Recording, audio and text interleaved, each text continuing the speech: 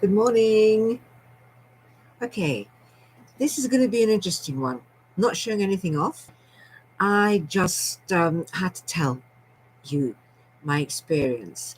Now, on Sunday, I went to a very good friend's birthday with whom I'd lost touch after, God Almighty, 30 years plus. Anyway, one of the guests there, we were chatting, and I was talking about it was a Turkish restaurant. And you know that there's a great way to tell fortunes, if you believe in that, and of course I do, that when you have Turkish coffee, it's very thick, so you get to the bottom, but you don't drink the bottom, where you get all the resin sort of in your mouth. So what happens is that, well, you turn it over, and then someone looks at it's like reading tea leaves, the same sort of thing, and tells you fortune. And then we got chatty. She says, "Oh, do you believe in that?" I said, "Oh, I sure do. I've had my own experiences." And then she said, "Okay, and we started going on. Well, I'll try to make it short, but I don't know if I'll succeed. Anyway, Romany gypsies. Okay, there's good, there's bad, yes. And when you're walking down the street, they'll come up and they'll try to, sell you the little sprigs of rosemary and lavender. Well, I have met four in my lifetime. Now, I have, the first one was when I was 14 in Scotland. And, we were at a fair, and of course, there's a fortune telling section. And I love those. So, yeah, I obviously did go and have a look. So I went in there. And first of all, as soon as I went in, I said, "How much?" Said, "No, no, no, no, no. I'm not charging you anything." He says, "There's a strange aura about you. No, just sit down, you know, um, and I'm going to tell you some things that you need to know and that you might find, I don't know, shocking or unbelievable." Anyway, so I'm like, 14, and I'm thinking I'm it. So I sat down. She was a nice, oldish lady, really nice. Anyway, I felt comfortable.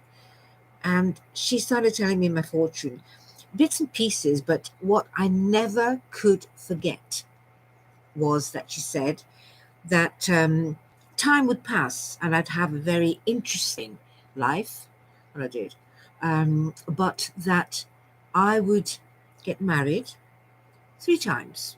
Okay, um, one one of the husbands only would be sort of blondish, with the blue, greeny sort of eyes.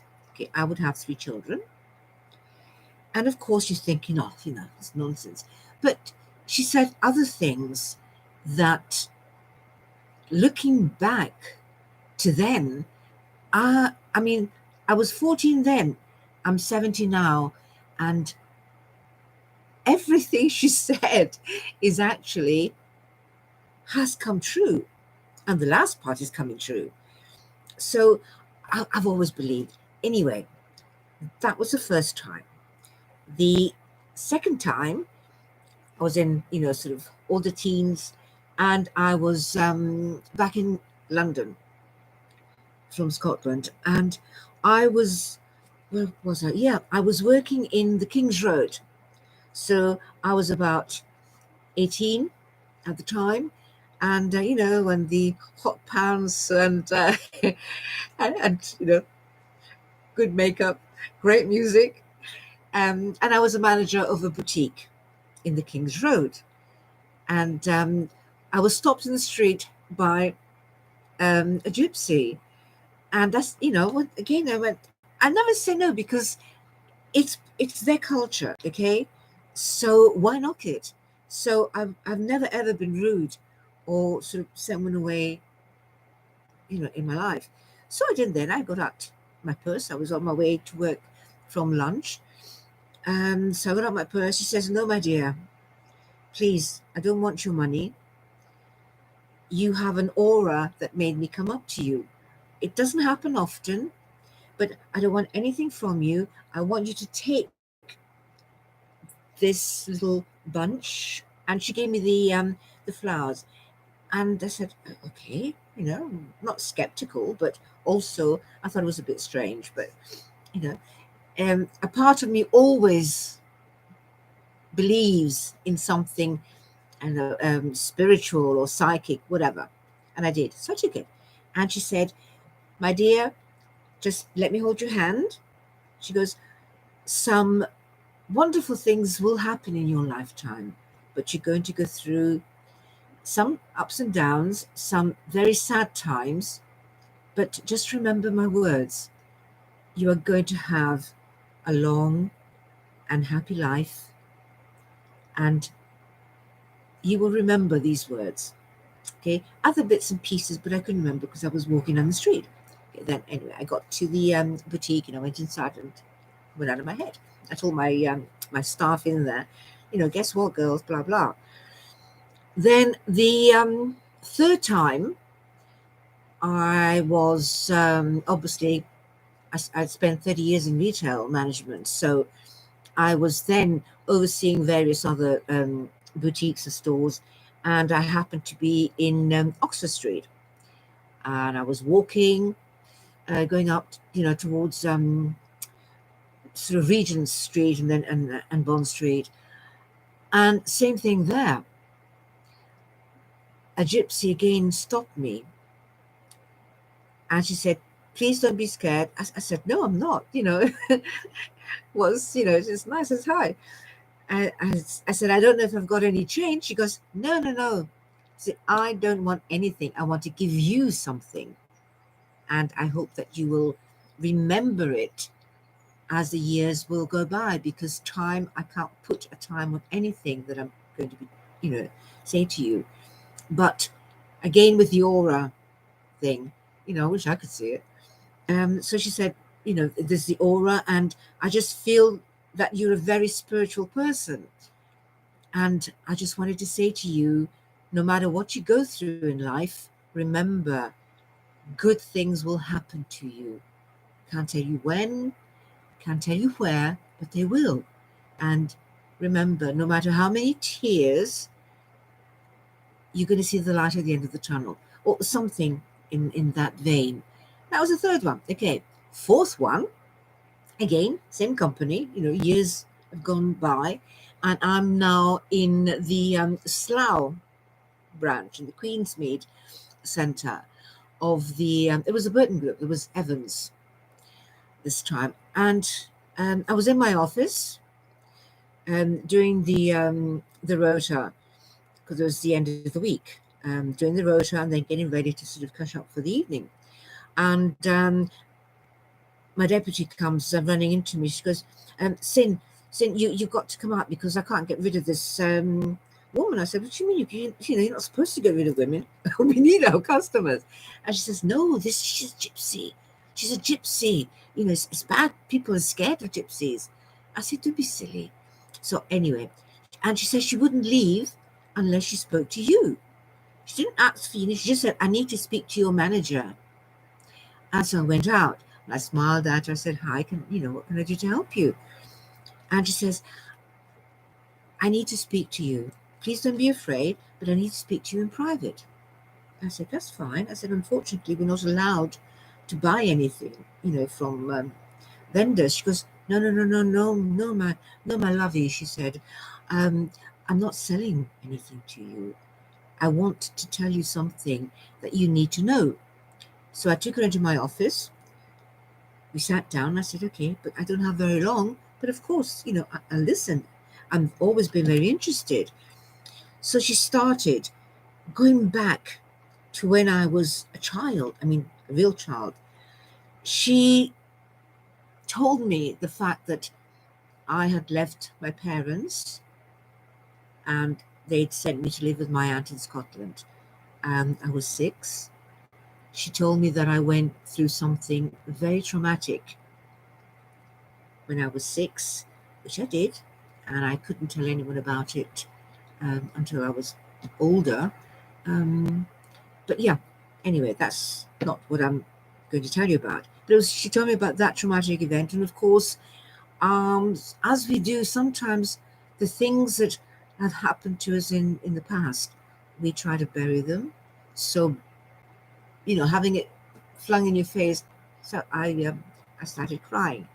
Um, it wasn't something I cared to remember, but anyway, it just proved to me that there was no way she could know because I told no one. No one.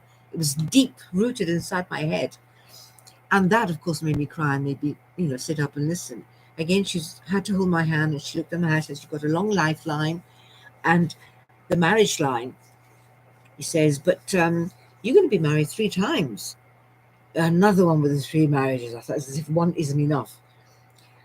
And then she kept on telling me about things that had happened to me. She says, enough of the past because you're here today and you are a survivor.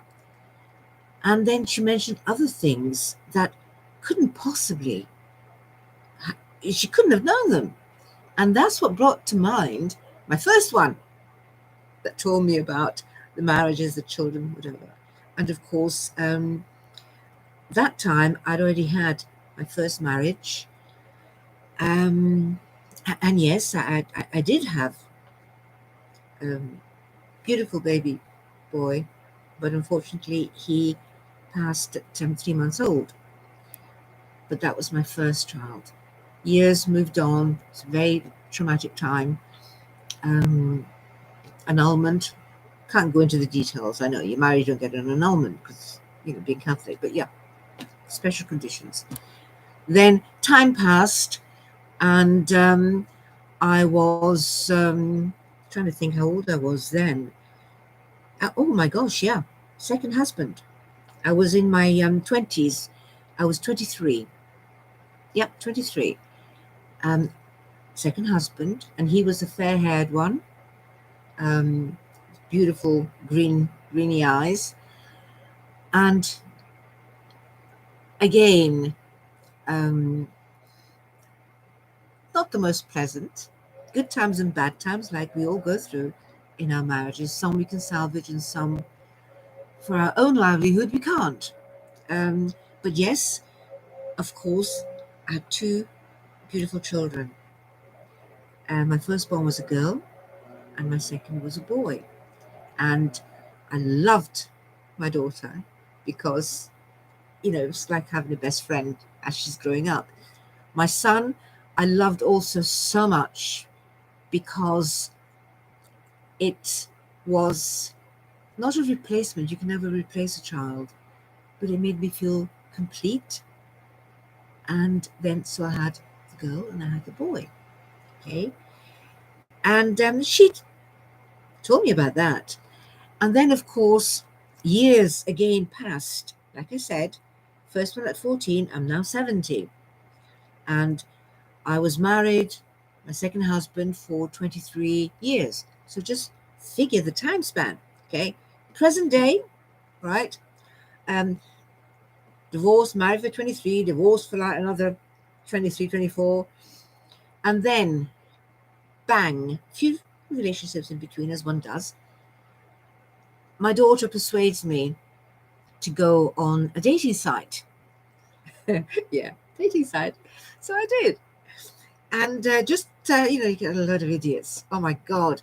You put down your age and please, no tall boys. You're not going to get a rich mama or anything like that. So just move on. There's my age preference, what I like, what I don't like. Take a hike, basically. And then just as I'm about to cancel everything because I had enough, you can only laugh and joke so much. And yeah, it was good fun until the little bit of perverseness started coming in, and I'm not into that at all. So I'm about to stop, and then I get a chinkle on the computer, like someone's winked at you. Okay, curiosity, always got the better of the skirt. So I looked, and so I sort of winked back, as you do. It was quite nice, actually. It was, I'd given up hope. And then I see what to me was exactly what I was looking for, you know. He was Dutch, Dutch Caribbean from the Dutch Antilles. But obviously he was from Amsterdam, and he speaks 5 or 6 languages. But he was great, tall, dark, ruggedly handsome. Not your pretty boy style. And so we chatted for a while, because you should never go out immediately. And then, after I think there's a few weeks of just the chatting, he said, please, can we speak on the phone? And I was really curious, because I thought, he speaks all these languages. I wonder what, he sounds like. So I did. And oh my God, I fell in love with his voice. Very, very deep, like a Barry White type of thing. But it was the accent. I couldn't tell it was like a French, American, a Spanish, I don't know, but it was fantastic. And we chatted and we talked, and it was like we'd known each other forever. So a couple of months went by, and then he said, okay, enough's enough, because after this, we need to talk if you want to, because I'm going to sign off the line. I said, well, I was going to anyway. So anyhow, cut a long story a little bit shorter. We met up for dinner in Kingston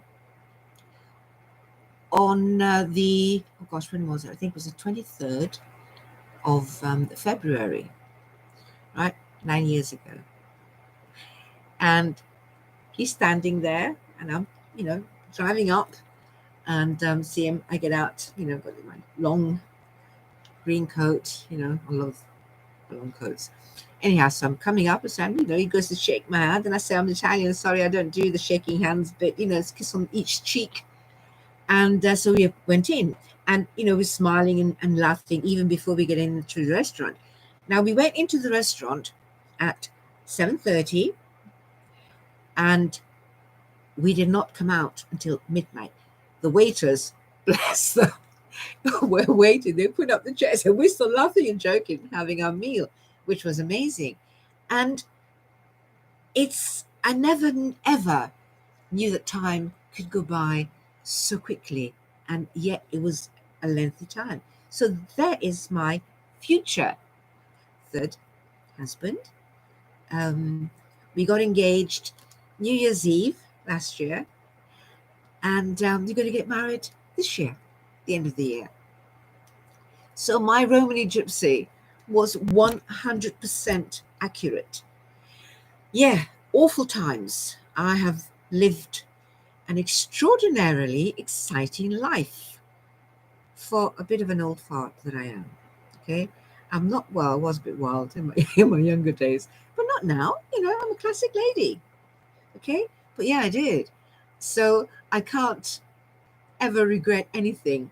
Okay, even the bad points now all seem to be something to tell a story about. But I'm going to be married this year. I'm the happiest woman on earth. I never thought. I met him just before my 60th birthday. And like I said, I was 70 last November. I'm a Scorpio. And this year, we're going to get married. And I'm just so amazed. So please, if ever a gypsy stops you in the street, don't fob them off, okay? Because they're not bad. Yes, they do that for a living, but also they're not thieves, okay? They are real. I mean, like I said, there's good and there's bad. There's scammers in every walk of life. But the ones I've met, all four of them, throughout my lifetime, were the sweetest, kindest, spookiest. Because I thought, wow, how much do I believe this? But as the years passed, and I remembered things, it was amazing. The people I've met, the proposals I've had, the letdowns I've had, and now the final nail on my bucket list. I finally met my soulmate on a dating line, so nothing wrong with that. And my daughter loves them, my grandchildren also. My son, at first, didn't quite like him, but then they got on really well. Unfortunately, my son decided for some reason that he didn't want to be part of my life anymore. But that's okay, because your kids do what they want when they're older, but you don't never stop being a mother. So my heart and my door are always there. But this is the end of the story. If you meet a gypsy, all right, don't fob them off. 50p, whatever it is, if they take it, give it. And you might get a heck of a lot more in return. So I really hope you enjoyed this. My God, I haven't told this story. This is the second time. First time was Sunday, and now it's the second time with you guys. So I hope you find it interesting and not too long. I'm really sorry. It's when I get, yapping, I find it hard to stop. Okay, so lovely talking to you all. And again, bye for now. Till next time. Bye bye.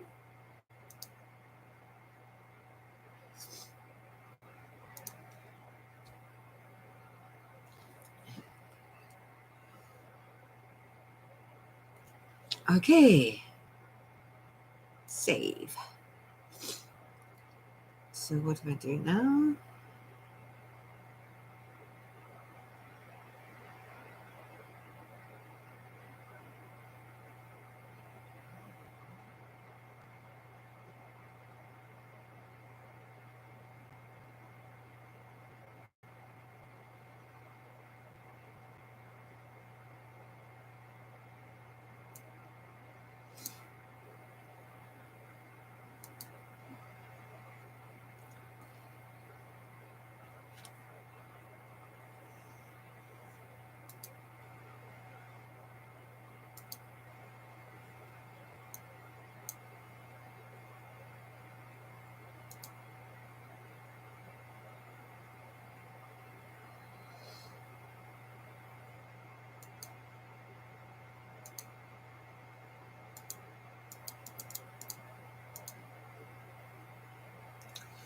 How do I get out of this now?